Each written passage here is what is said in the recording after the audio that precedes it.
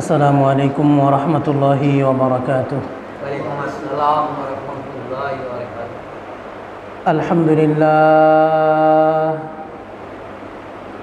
আলহামদুলিল্লাহি নাহমাদুহু ওয়া নাস্তাঈনুহু ওয়া নাস্তাগফিরুহ ওয়া নু'মিনু বিহি ওয়া নাতাওয়াক্কালু আলাইহি ونعوذ بالله من شرور أنفسنا ومن سيئات أعمالنا من يهده الله فلا مضل له ومن يضلله فلا هادي له ونشهد أن لا إله إلا الله وحده لا شريك له ونشهد أن سيدنا وسندنا وحبيبنا وحبيب ربنا وطبيبنا وطبيب قلوبنا وأولانا ومولانا محمدا عبده ورسوله الذي نزل الفرقان عليه ليكون للعالمين نذيرا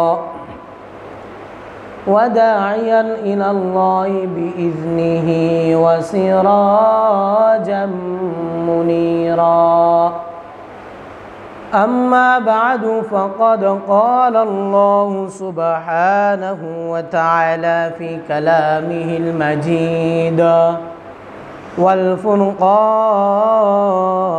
الحميد أعوذ بالله من الشيطان الرجيم بسم الله الرحمن الرحيم فانكحوهن بإذن أهلهن وآتوهن أجورهن بالمعروف محصنات غير مسافحات ولا متخذات أخدان وقال رسول الله صلى الله عليه وسلم إذا تزوج العبد فقد استكمل نصف الإيمان فليتق الله في نصف الباقي وقال عليه الصلاة والسلام أربع من سنن المرسلين السواك والتعطر والحياء والنكاح أو كما قال النبي عليه الصلاة والسلام إن الله وملائكته يصلون على النبي يا أيها الذين آمنوا صلوا عليه وسلموا تسليما اللهم صل على سيدنا ونبينا وشفيعنا وحبيبنا ومولانا محمد صلى الله عليه وعلى آله وأصحابه وبارك وسلم اللهم صل على سيدنا ونبينا وشفيعنا وحبيبنا ومولانا محمد صلى الله عليه وعلى آله وأصحابه وبارك وسلم الحمد لله মহান আল্লাহ পাক রব্বুল আলামিনের দরবারে অসংখ্য অগণিত শুকরিয়া আদায় করেছি, যিনি আমাদেরকে আজকের এই পবিত্র জুমার দিনে জুমার নামাজ আদায় করার জন্য জামে মসজিদে একত্রিত হওয়ার তৌফিক দান করেছেন এবং কোরআন ও হাদিস থেকে কিছু কথা বলার ও শোনার তৌফিক দান করেছেন। এজন্য আমরা মহান আল্লাহর দরবারে কালিমাতে শুকর আদায় করেছি, আলহামদুলিল্লাহ। আজকে আমরা আলোচনা করব কোরআন এবং হাদিসের আলোকে পারিবারিক জীবন, কোরআন সুন্নাহর আলোকে বিবাহের তাৎপর্য, বিবাহের উপকারিতা এবং বিবাহ না করার ক্ষতি সম্পর্কে ইনশাআল্লাহ। যে কথাগুলো বলা হবে আল্লাহ রাব্বুল আলামিন আমাদের সবাইকে কথাগুলো মনোযোগ দিয়ে শুনে সে অনুযায়ী আমল করার তৌফিক দান করেন। সবাই বলি আমিন। ইসলামে পরিবার ব্যবস্থাকে, পারিবারিক জীবনকে সর্বোচ্চ মর্যাদা এবং সর্বোচ্চ গুরুত্ব দিয়েছে। আর দুনিয়াতে মানুষ আগমন করা, নতুন প্রজন্ম দুনিয়াতে আসা, মানব সভ্যতার জন্য যে মাধ্যম রয়েছে সেটা হচ্ছে বৈবাহিক মাধ্যম, বিয়ের মাধ্যম। কি? বিয়ের মাধ্যম। বিয়ের মাধ্যমে মানব সভ্যতা হয়, মানুষের সভ্যতা বাড়ে, জেনারেশন বাড়ে, প্রজন্ম বাড়ে। মানুষ দুনিয়াতে আসার যে বৈধ ধারাবাহিকতা, বৈধভাবে আসার মাধ্যম হচ্ছে বিয়ে। কি? বিয়ে করা।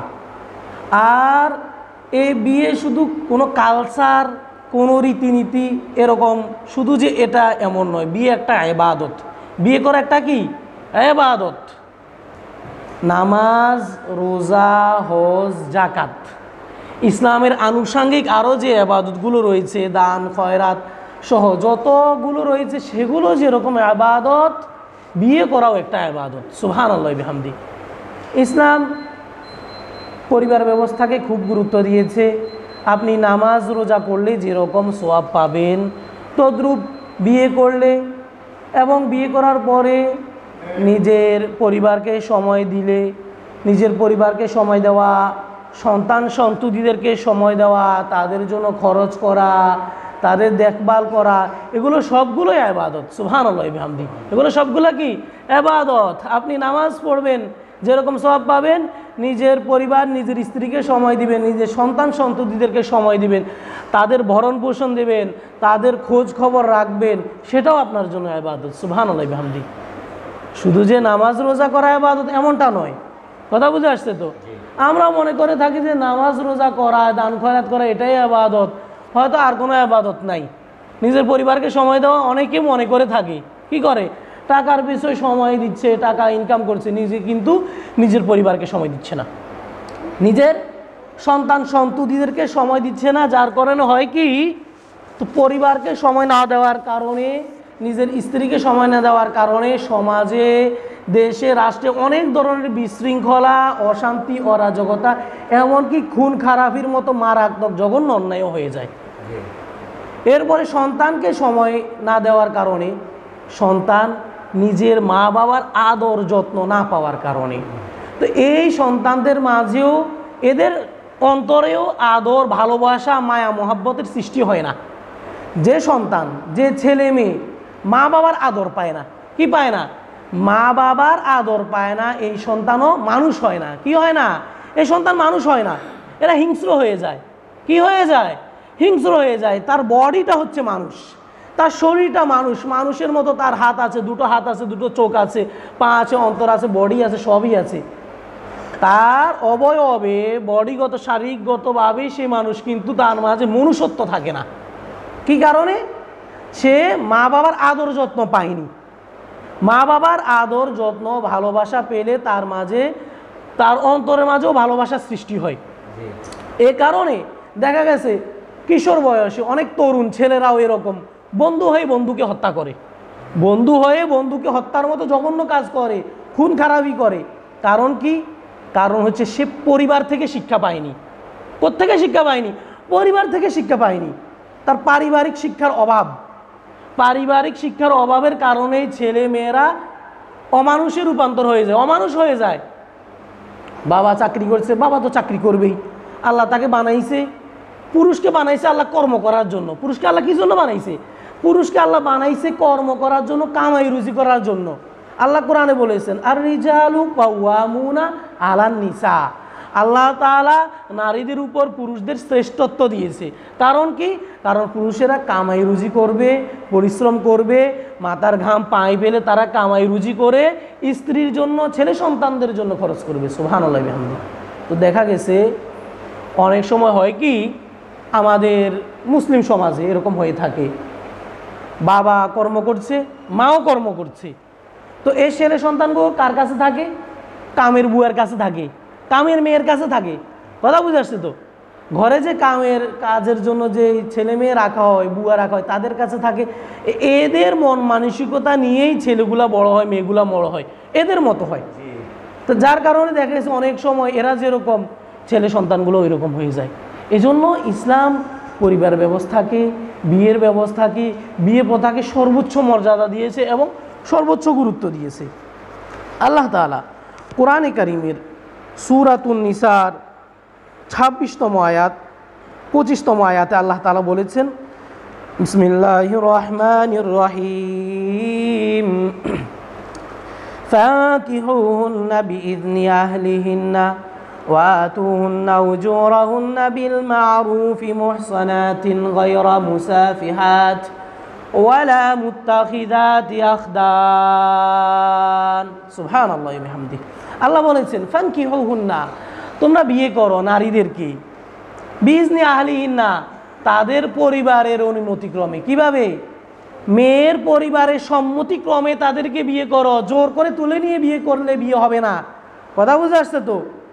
বিয়ে করার ক্ষেত্রে সবচেয়ে গুরুত্বপূর্ণ যে বিষয়টা সেটা হচ্ছে ছেলে এবং মেয়ের দুজনের সম্মতি থাকতে হবে। কথা বুঝে আসছে তো? দুজনের সম্মতি, যদি একজনের যদি সম্মতি না থাকে তাহলে বিয়ে হবে না। মেয়ে যদি ছেলেকে জোরপূর্বক উঠায় নিয়ে যায়, কথা বুঝে আসছে তো, তাহলে বিয়ে হবে না। আবার ছেলেও যদি মেয়েকে জোরপূর্বক উঠিয়ে নিয়ে যায়, মেয়ের সম্মতি না থাকে, তাহলে বিয়ে হবে না। আর আল্লাহ এখানে বলেছেন যে তোমরা নারীদেরকে বিয়ে করবে তাদের অভিভাবকের অনুমতিক্রমে। ওয়াতুহুন্না উজুরাহুন্না, আর তাদেরকে তাদের বিনিময় পারিশ্রমিক তাদেরকে, অর্থাৎ দেন মোহরটা তাদেরকে দিয়ে দিবে। সুবহানাল্লাহি বিহামদি। উজুরাহুন্না, তাদের যে মহারানা সেটা দিয়ে দিবে। এরপরে আল্লাহ তাআলা এখানে কিছু মূল নীতি করে দিয়েছেন, আমাদেরকে বলে দিয়েছেন যে কেমন নারীকে, কেমন মেয়েকে বিয়ে করতে হবে, কী ধরনের মেয়েকে বিয়ে করতে হবে। গাছ যদি ভালো হয় তাহলে ফলও ভালো হবে। কি হবে? গাছ ভালো হইলে ফল ভালো হবে। কথা বুঝে আসছে তো? তো মা যদি ভালো হয় তাহলে সন্তান ভালো হবে। মা যদি একজন আদর্শবান মা হয়, শিক্ষিত মা হয়, ফরহেজগার মা হয়, আখলাকওয়ালা, আমলওয়ালা, চরিত্রবান, সতীসাধ্যী যদি নারী হয়, এরকম হয়, তাহলে তার সন্তানরাও ভালো হবে। আল্লাহ কোরআনে এটাই বলেছেন। আল্লাহ বলেছেন বিল মারুফি, তাদেরকে সৎভাবে তাদের বিনিময়টা দিয়ে দিবে, অর্থাৎ তাদের মহারানা দিয়ে দিবে। মুহসানাতিন, আর তোমরা কেমন নারীকে বিয়ে করবে? যারা মুহসানাত, যারা সতী, যাদের চরিত্রে কোনো কলঙ্ক নেই, যারা আমলওয়ালা, আদবওয়ালা, আখলাকওয়ালা। আখলাক মানে হচ্ছে চরিত্র, আর এই চরিত্র মানেটা কি? চরিত্র মানে হচ্ছে মানুষের সাথে কথাবার্তা, আচার আচরণ, এটাই হচ্ছে চরিত্র। লেনদেন, শিষ্টাচার যেগুলো আছে, আপনি মানুষের সাথে কথা বলতেছেন, আপনার এই কথা বলাটা, এটা হচ্ছে একটা আপনার আখলাক, চরিত্র। কারোর সাথে লেনদেন করতেছেন, কাজ কারবার, এটা হচ্ছে আপনার আখলাক, এটা হচ্ছে আমল, এটা হচ্ছে চরিত্র। আল্লাহ বলেছেন যে তোমরা কেমন নারীকে বিয়ে করবে? যে নারীরা হচ্ছে চরিত্রবান, যাদের চরিত্রের কোনো কলঙ্ক নেই, যারা সতী। আবার রাসূলুল্লাহ সাল্লাল্লাহু আলাইহি ওয়াসাল্লাম হাদিসে পাকের মাঝে ইরশাদ করেছেন, রাসূল বলেছেন যে বিয়ের ক্ষেত্রে তোমরা, পুরুষেরা যখন বিয়ে করবে তখন তোমরা তাদের সবচেয়ে গুরুত্বপূর্ণ যে বিষয়টা সেটা হচ্ছে দিনদারি দেখবে। কি দেখতে হবে? দিনদারি, ফরহেজগারি, ধার্মিকতা দেখবে তোমরা। কারণ এটা সব সময় থাকে, তাকওয়া যেটা সেটা সব সময় থাকে। রূপ লাবণ্যতা এখন আছে তখন নাই, টাকা পয়সা এখন আছে তখন নাই। আমরা সাধারণত দেখে থাকি, বা রাসূল সাল্লাল্লাহু আলাইহি ওয়াসাল্লাম হাদিসেও বলেছেন, ধন সম্পদের দিকেও দেখবে তোমরা, বংশ মর্যাদার দিকেও দেখবে, জাতের দিকে তোমরা দেখবে। তবে তোমরা দিনদারির দিকে বেশি প্রাধান্য দিবে। দিনদারি, ধার্মিকতার দিকে তোমরা কিঞ্চিত মাত্র ছাড় দেবে না। টাকা পয়সার দিকে ছাড় দেওয়া যায়, টাকা পয়সার দিকে কী করা যায়? ছাড় দেওয়া যায়। টাকা পয়সা যদি কম হয় এত সমস্যা হবে না, রূপ লাবণ্যতা যদি কম হয় তাহলে এত সমস্যা হবে না। কিন্তু ধার্মিকতা যদি কম হয়, তাকওয়া যদি কম হয় কোনো নারী অথবা পুরুষের মাঝে, তাহলে সমস্যা আছে। দুনিয়াতেও সমস্যা, আখেরাতেও সমস্যা। কীরকম সমস্যা? সমস্যাতে শুধু দুনিয়াতে এমন নয়, আখেরাতেরও সমস্যা হবে যদি দিনদারি, ফরহেজগারির দিকে কম হয়। এই জন্য রাসূল সাল্লাল্লাহু আলাইহি ওয়াসাল্লাম বলেছেন, তোমরা তোমাদের ছেলেদেরকে যখন বিয়ের বন্দোবস্ত করবে, তখন পাত্রর দিক দিয়ে পাত্রীর দিক দিয়ে তোমরা ধার্মিকতা দেখবে। আবার যখন তোমরা তোমাদের মেয়েদেরকেও আবার পাত্রস্থ করবে, বিয়ে দিবে, রাসূল বলেছেন যখন তোমাদের কাছে এরকম কোনো সম্বন্ধ আসে, ছেলের পক্ষ থেকে প্রস্তাব আসে যে ছেলের মাঝে তোমরা তাকওয়া, পরহেজগার, ধার্মিকতা দেখতেছো, যদি এরকম হয় তখন তোমরা পাত্রদেরকে ফিরাইয়া দিবে না। কি করবে না? রাসূল বলছেন ফিরাইয়া দিও না। যদি ফিরাইয়া দাও, এরকমটা তোমরা করো, তাহলে পৃথিবীর মাঝে অশান্তি সৃষ্টি হবে, ফিতনা ফাসাদ তৈরি হবে, নির্লজ্জতা বেড়ে যাবে। কথা বুঝে আসছে তো? তো এক্ষেত্রে ধার্মিকতাটাকে খুবই গুরুত্ব দিতে হবে। আল্লাহ তাআলা বলেছেন যে মুহসানাত, এমন মেয়েদেরকে বিয়ে করতে হবে পাত্রী বাছাইয়ের ক্ষেত্রে। এখানে আল্লাহ যেটা বলে দিয়েছেন সেটা হচ্ছে পাত্রী যখন বাছাই করতে হবে, দেখতে হবে, তখন ধার্মিকতাটা দেখতে হবে। যদি ধর্মকর্ম না থাকে, দেখা গেছে স্বামী বিদেশ, হয়তো সে নারী অন্যত্র চলে যাবে। কথা বুঝে আসছে তো? চলে যাওয়াটাই স্বাভাবিক। কিন্তু এখানে রাসূল সাল্লাল্লাহু আলাইহি ওয়াসাল্লামের হাদিসও আছে। কার হাদিস আছে? রাসূলের হাদিস আছে যে একজন স্বামী তার স্ত্রী ছাড়া 3 মাসের বেশি থাকার জন্য, দূরে থাকার জন্য রাসূল নিষেধ করেছেন। অন্য এক বর্ণনা আছে হযরত ওমর রাদিয়াল্লাহু তাআলা আনহু তার মেয়েকে বলেছিল যে একজন স্ত্রী তার স্বামী থেকে কতদিন দূরে থাকতে পারে, অর্থাৎ স্বামী স্ত্রী একজন থেকে একজন কতদিন দূরত্ব বজায় রাখতে পারে। তো বলা হয়েছে 2 মাস, কোনো কোনো বর্ণনা আছে 3 মাস, 2 মাস বা 3 মাস। কথা বুঝে আসছে তো? তো এটা হচ্ছে সবর করতে হবে। কি করতে হবে? আসল কথা যেটা, সেটা হচ্ছে তাকওয়া। যেটা বলেছিলাম, যে তাকওয়া যদি থাকে, একজন নারীর মাঝে যদি তাকওয়া থাকে, আল্লাহর ভয় থাকে, স্বামী যদি 7 বছর 8 বছর 10 বছরও যদি বিদেশ থাকে, তাহলে এই নারী তার স্বামীকে ছেড়ে চলে যাবে না। সে ধৈর্য ধারণ করবে, সে নিজেকে পুত পবিত্র রাখার চেষ্টা করবে। এই জন্যই ইসলাম ধার্মিকতাকে, তাকওয়াকে বেশি গুরুত্ব দিছে। কথা বুঝে আসছে তো? এই জন্য কোরআনে কারিমের সূরাতুল হুজুরাতের মাঝে আল্লাহ তাআলা বলেছেন, আমি এটা ইনশাআল্লাহ আয়াতটা পরে বলবো। তো এখানে আল্লাহ তাআলা বলেছেন গায়রা মুসাফিহাত, তোমরা সতী নারীকে বিবাহ করবে। এর বলেছে গায়রা মুসাফিহাত, যারা দুশ্চরিত্রা নয়, যারা বেবিচারিণী নয়, যারা এর চরিত্রে কলঙ্কে নেই, এরকম নারী। এরপর বলা হয়েছে ওয়ালা মুত্তাখিজাতি আখদান, এবং যারা উপবতী গ্রহণ করে না, অর্থাৎ যারা গোপনে কারোর সাথে সম্পর্ক করে না, যারা পরকিয়া করে না। সেটা তো হচ্ছে বিয়ের পরে যদি কারোর সাথে সম্পর্ক করা হয়, সেটাকে বলা হয় পরকিয়া। তো বিয়ের আগে আল্লাহ বলেছেন ওয়ালা মুত্তাখিজাতি আখদান, এমন নারী, এমন মেয়ে যারা অন্য কোনো ছেলের সাথে যাদের সম্পর্ক নাই। যখন আপনি আপনার ছেলেকে বিয়ে করাবেন, কথা বুঝে আসছে তো, তখন এদিকে কিন্তু খুবই খেয়াল রাখতে হবে। একটা মেয়ের সাথে সম্বন্ধ করাবেন, খেয়াল রাখতে হবে, তাকে প্রয়োজনে বলতে হবে মেয়েটাকে যে তোমার অন্য কোনো ছেলের সাথে সম্পর্ক আছে কিনা। আর মা বাবার দায়িত্ব হচ্ছে এটা, যে মেয়েকে পাত্রস্থ করার আগে, একটা পাত্রপক্ষ আসছে দেখার জন্য, মেয়েকে আগেই বলতে হবে কোনো ছেলের সাথে তোমার সম্পর্ক আছে কিনা। যদি থাকে তাহলে সেখানেই বিয়ের বন্দোবস্ত করাটাই ভালো হবে। কথা বুঝে আসছে তো? কারণ বিয়ে করবে, সংসার করবে কারা? ছেলে মেয়ে। মা বাবা কদিনই থাকবে দুনিয়াতে? কয়দিন থাকবে? তারা যদি একজনকে একজন স্যাক্রিফাইস করে, ছাড় দেওয়ার মন মানসিকতা থাকে, একজনের সাথে একজনের সম্পর্ক থাকে, মা বাবার উচিত হচ্ছে এই সম্পর্কটাকে মেনে নেওয়া। তো যদি না মেনে নেয় তাহলে কিন্তু সমস্যা হয়। তাহলে কি হয়? সমস্যা হয়। আর ছেলে সন্তানদেরও উচিত হচ্ছে মা বাবার উপর ন্যস্ত করা। আল্লাহ কোরআনে বলেছেন ওয়াখালাকনাকুম আজওয়াজা, আল্লাহ বলেছেন ও আমার বান্দা বান্দিরা, তোমাদের সবাইকে তো আমি জোড়া জোড়ায় সৃষ্টি করেছি। সুবহানাল্লাহি বিহামদি। আল্লাহ সবাই কিভাবে বানাইছে? সবাই আল্লাহ জোড়া জোড়া বানাইছে। একটা পুরুষ একটা মহিলা, পুরুষের সাথে মহিলা আল্লাহ জোড়া জোড়া বানাইছেন। শুধু যে মানুষদেরকে আল্লাহ জোড়ায় জোড়ায় সৃষ্টি করেছেন এমন নয়। এই পৃথিবীতে আল্লাহ যত কিছু সৃষ্টি করেছেন, গাছপালা, তরুলতা, জীবজন্তু, সবাইকে আল্লাহ জোড়া জোড়ায় সৃষ্টি করেছেন। কথা বুঝে আসছে তো? সবাইকে, সব কিছুকে আল্লাহ তাআলা জোড়া জোড়ায় সৃষ্টি করেছেন। তাহলে কোনো টেনশন নেওয়ার কারণ নাই। কথা বুঝে আসছে তো? ছেলের বিয়ের বয়স হয়ে গিয়েছে, হয়তো পাত্রপক্ষ আছে, হয়তো তাকে কেউ পছন্দ করতেছে না, অথবা মেয়ে কোনো কারণবশত তাকে কেউ পছন্দ করতেছে না, একটু ধৈর্য ধারণ করতে হবে। কি করতে হবে? ধৈর্য ধারণ করতে হবে। নৈরাশ হওয়া যাবে না, হাল ছাড়া যাবে না। কথা বুঝে আসছে তো? একজনের সাথে সম্পর্ক আছে, সে হয়তো আপনাকে পছন্দ করছে না, পছন্দ নাই করতে পারে, হয়তো আল্লাহ আপনার সাথে তার সাথে জোড়া সৃষ্টি করেন দেন নাই, এই বন্ধনটা আল্লাহ তাআলা তৈরি করে দেন না, এই জন্য হতাশ হওয়ার কারণ নাই। সুইসাইড করা যাবে না, আত্মহত্যা করা যাবে না। অনেক সময় এরকম হয়, অনেক ছেলেরাও এরকম করে, আত্মহত্যা করে একটা মেয়ের জন্য। তো তাকে না পাইলে তো কি হয়েছে, মেয়ের কি অভাব পড়ছে নাকি? আল্লাহ তো তোমাকে তার সাথে হয়তো আল্লাহ তাআলা বন্ধনটা তৈরি করে দেন নাই, কারণ আল্লাহই তো বলেছেন ওয়া খালাকনাকুম আজওয়াজা। যার সাথে আপনার সাথে সম্পর্ক আছে, যেই ছেলের সাথে যেই মেয়ের সাথে আল্লাহ তাআলা জোড়া সৃষ্টি করে দিয়েছেন, তারই সাথে তার বন্ধন হবে। কথা বুঝে আসছে তো? আর যেই সময়টাতে, যেই সময় আল্লাহ তাআলা বিয়ের ব্যবস্থাটা আল্লাহ করে রাখছেন, সেই সময় তাদের বন্ধনটা হবে। হোক 16 বছর, 18 বছর, 20 বছর, 22 বছর, যেই সময়টাতে। এই জন্য হাল ছাড়া যাবে না, নৈরাশ হওয়া যাবে না। কি করা যাবে না? নৈরাশ হওয়া যাবে না। বর্তমান সময় এরকম অনেকটা হয়, ছেলে মেয়ের জন্য প্রাণ দিয়ে দেয়, মেয়ে ছেলের জন্য প্রাণ দিয়ে দেয়, অনেক হয়। এরকমটা করা যাবে না। কার জন্য ভাই আপনি জীবনটা দিয়ে দিলেন? কার জন্য? কিসের জন্য? সামান্য একটু কষ্ট সহ্য করতে পারলো না যে ছেলেটা, যে মেয়েটা নিজের জীবনটাকে বিসর্জন দিয়ে দিছে, তো যাওয়ার পরে কই গেল?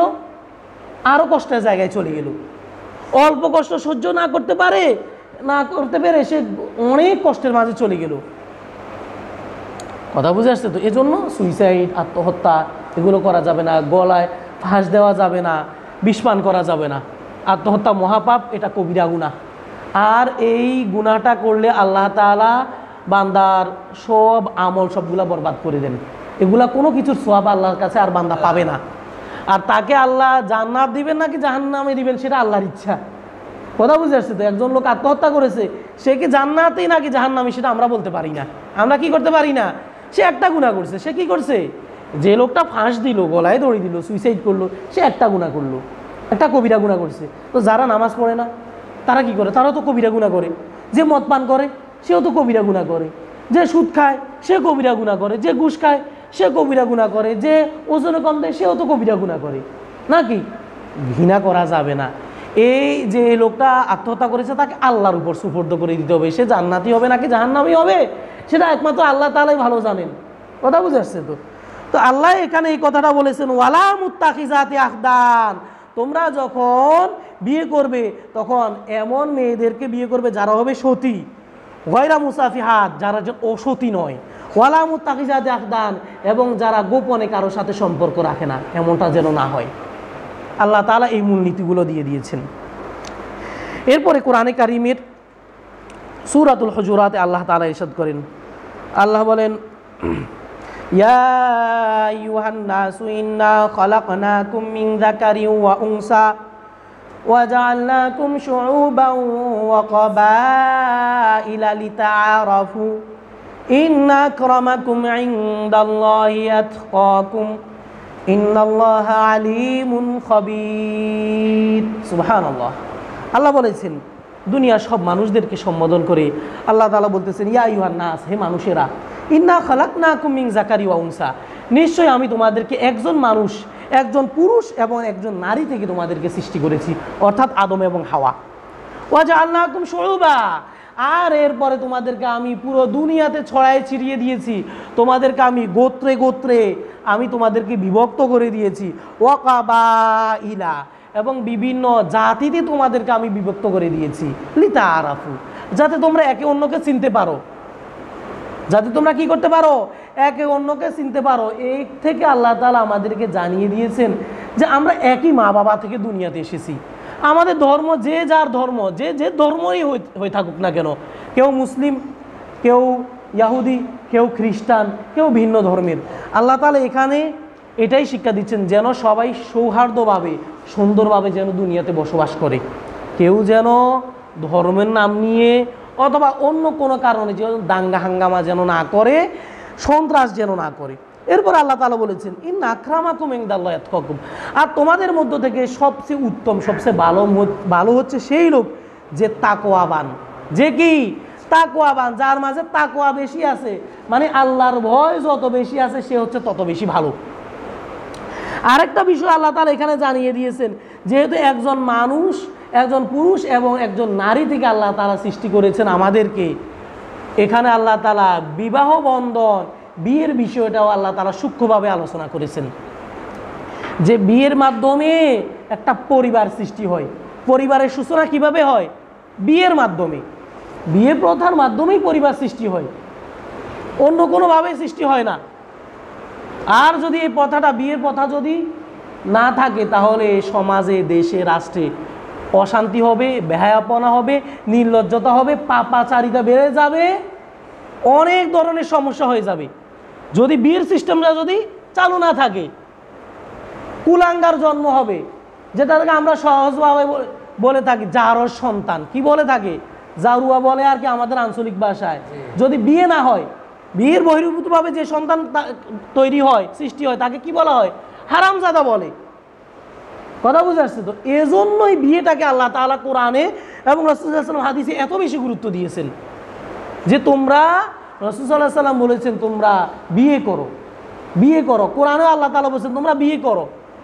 এবং কোরআনে আল্লাহ বলেছেন যে পুরুষের স্ত্রী নাই তাকে বিয়ের ব্যবস্থা করে দাও, তার স্ত্রীর ব্যবস্থা করে দাও। এবং যে নারীর স্বামী নেই তাকেও বিয়ে বসিয়ে দাও, বিয়ে দিয়ে দাও। রাসূল সাল্লাল্লাহু আলাইহি ওয়াসাল্লাম এক হাদিসে এটা বলেছেন, দুনিয়ার মধ্যে সবচেয়ে দরিদ্র, সবচেয়ে গরিব হচ্ছে সেই পুরুষ যার স্ত্রী নাই, যার কি নাই। রাসূলই কইছে। আমরা মনে করি যার টাকা পয়সা নাই সে গরিব, যার কি নাই, টাকা পয়সা নাই সে গরিব। রাসূল বলেছেন যে পুরুষের স্বামী নাই, যে পুরুষের স্ত্রী নাই, সে হচ্ছে সবচেয়ে গরিব। আর যেই নারীর স্বামী নাই সে হচ্ছে সবচেয়ে দরিদ্র মহিলা। কথা বুঝে আসছো তো? এটা আমার কথা না, এটা কার কথা? রাসূলের কথা, আল্লাহর রাসূলের কথা।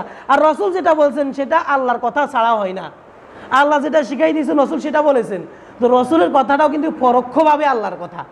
পরোক্ষভাবে কার কথা? মানে ডাইরেক্ট না, ইনডাইরেক্ট, সরাসরি না। এজন্য আল্লাহ তাআলা বলেছেন যে ইন্নাল্লাহা আলিমুন খবীর, তোমরা যা করো না কেন সব বিষয়ে আল্লাহ তাআলা অবগত রাখেন।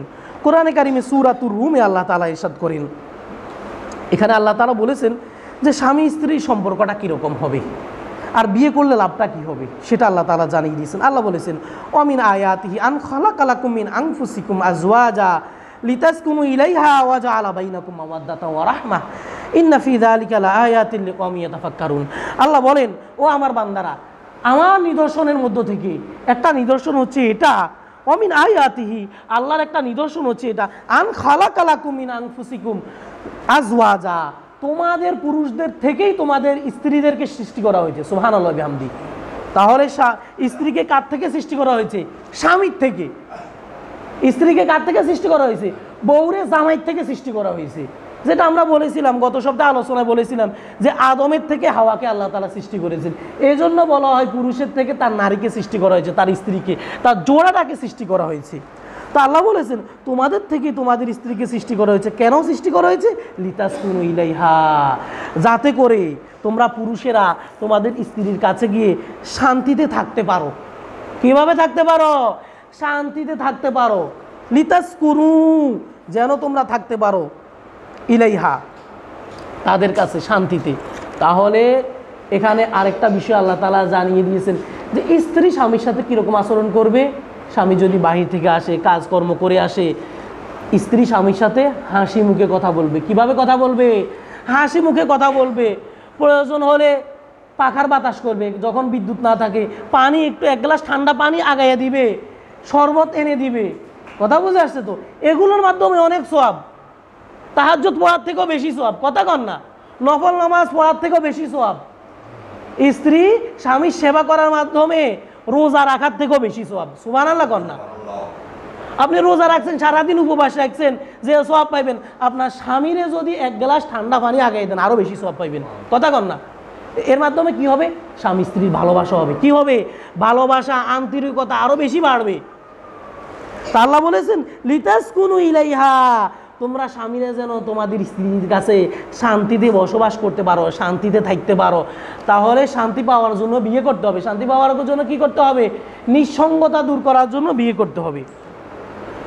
তাহলে আরেকটা বিষয় হচ্ছে একজন আরেকজনকে গুরুত্ব দিতে হবে, সম্মান দিতে হবে। একজন আরেকজনকে কি করতে হবে? সম্মান দিতে হবে। এটা মনে করা যাবে না যে আমার স্ত্রী শুধু আমার বিছানার সঙ্গী, এমনটা নয়। কথা বুঝে আসছে তো? স্ত্রীকে সম্মান দিতে হবে, গুরুত্ব দিতে হবে, মর্যাদা দিতে হবে, তার কথাটাকেও প্রাধান্য দিতে হবে, গুরুত্ব দিতে হবে। স্ত্রী যদি একটা পরামর্শ করে আপনার সাথে, তার কথাটাকে গুরুত্ব দিতে হবে। এবং আপনার বৈবাহিক জীবনে, পারিবারিক জীবনে স্ত্রীর সাথে পরামর্শ করতে হবে। স্ত্রীর সাথে কি করতে হবে? পরামর্শ করতে হবে। পরামর্শ করলে তখন সে মনে করবে আমার স্বামী আমাকে গুরুত্ব দেয়, আমাকে দাম দেয়। কথা বুঝে আসছে তো? তো দাম না দিলে কি হয়, সংসারের মাঝে কলহ সৃষ্টি হয়, ঝগড়া ফাঁসা সৃষ্টি হয়, মন মালিন্যতা সৃষ্টি হয়। তখন কি করে, তো স্ত্রী তখন অন্যমনস্ক হয়ে যায়, হয়তো স্বামীকে ছেড়ে চলে যায় অথবা ডিভোর্স নিয়ে নেয়। কথা বুঝে আসছে তো? এই জন্য আল্লাহ তাআলা বলেছেন লিতাস কুনু ইলাইহা, এই জন্যই বিয়ে করবে যেন তোমরা পরস্পরে শান্তিতে থাকতে পারো। ওয়া জাআলা বাইনাকুম মাওয়াদ্দাতা ওয়া রাহমা, আর আল্লাহ বলে দিয়েছেন ওয়া জাআলা বাইনাকুম, তিনি তোমাদের মাঝে সৃষ্টি করে দিয়েছেন মাওয়াদ্দা, আন্তরিকতা, স্নেহ, ভালোবাসা, ওয়া রাহমা, এবং দয়া সৃষ্টি করে দিয়েছেন। সুবহানাল্লাহি বিহামদি। এরপরে আল্লাহ বলেছেন ইন্না ফি যালিকা লাআয়াতিন লিকাওমিন ইয়াতাফাক্কারুন, আর এটাই হচ্ছে যারা বিবেকবান, যারা বুদ্ধিমান, যারা চিন্তা গবেষণা করে তাদের জন্য এটাতে শিক্ষা রয়েছে। এরপরে কোরআনে অন্যত্র আল্লাহ তাআলা বলেছেন নিসাউকুম হারসুল্লাকুম ফাতু হারসাকুম আন্না শিকতুম, তোমাদের স্ত্রীরা হচ্ছে তোমাদের সন্তান উৎপাদনের জন্য একটা ক্ষেত্র স্বরূপ, তোমরা তোমাদের স্ত্রীদের কাছে যেভাবে ইচ্ছা সেভাবে আসবে। তাহলে এই আয়াত থেকে বোঝা যায় কি, দুনিয়াতে মানুষ আসার জন্য উত্তম মাধ্যম হচ্ছে বিয়ে করা। কি করা? বিয়ে করা। আরেক আয়াতে আল্লাহ বলেছেন হুন্না লিবাসুল্লাকুম আনতুম লিবাসুল্লাহুন্না, তোমরা একে অন্যের পোশাক। একে অন্যের কি? স্বামী স্ত্রীর পোশাক, স্ত্রী হচ্ছে স্বামীর পোশাক। পোশাক কেন গায়ে দেওয়া হয়? যেন গায়ে ময়লা আবর্জনা না লাগে। কি করে? যেন গায়ে ময়লা আবর্জনা না লাগে। আরেকটা কারণ হচ্ছে যেন সৌন্দর্য বৃদ্ধি হয়। কি বৃদ্ধি হয়? পোশাক গায়ে দিলে যেন তাকে সুন্দর লাগে, স্মার্ট লাগে, ভালো লাগে। কথা বুঝে, দেখতে যেন ভালো লাগে। তাহলে বিয়ে করার পরে স্বামী হচ্ছে স্ত্রীর সৌন্দর্য, স্ত্রী হচ্ছে স্বামীর সৌন্দর্য। কথা বুঝে আসছে তো? আল্লাহ তাআলা আমাদেরকে যে কথাগুলো বলা হয়েছে সেগুলো অনুযায়ী আমল করার তৌফিক দান করেন। আমাদের সন্তানদেরকে উপযুক্ত বয়সে বিয়ের ব্যবস্থা করে দেওয়ার তৌফিক দান করেন। আমিন। ওয়া আখিরু দাওয়ানা আলহামদুলিল্লাহি রাব্বিল আলামিন। যাদের সুন্নত পড়া হয় নাই তারা সুন্নত পড়ে নিন। আসসালামু আলাইকুম ওয়া রাহমাতুল্লাহি ওয়া বারাকাতুহু।